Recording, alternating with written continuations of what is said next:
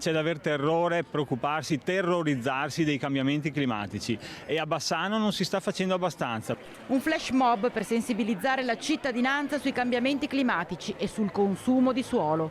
Quello che rischia di accadere a San Lazzaro con la paventata trasformazione di un'area agricola in capannoni e parcheggi sta mobilitando sempre più persone e così liberi cittadini hanno deciso di scendere in piazza. Il clima ormai non ha più senso rispetto a quelli che sono i nostri ricordi. E che senso ha andare avanti con un'economia che andava bene forse 50 anni fa? Da qui caricati asciugamani, ombrelloni e palloni e via in bicicletta verso via Rivabianca.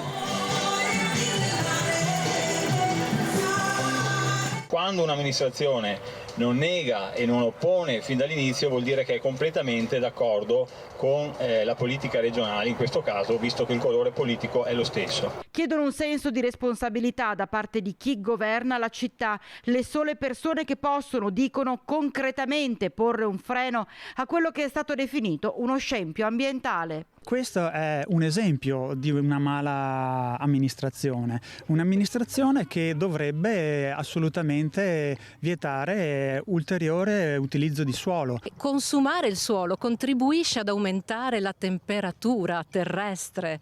Il cambiamento climatico che è in corso lo testimonia il mio corpo. La moda vuole contraddirlo e negarlo, ma il mio corpo sta sudando mentre vi parlo. È il 31 ottobre e si sta benissimo in maniche corte.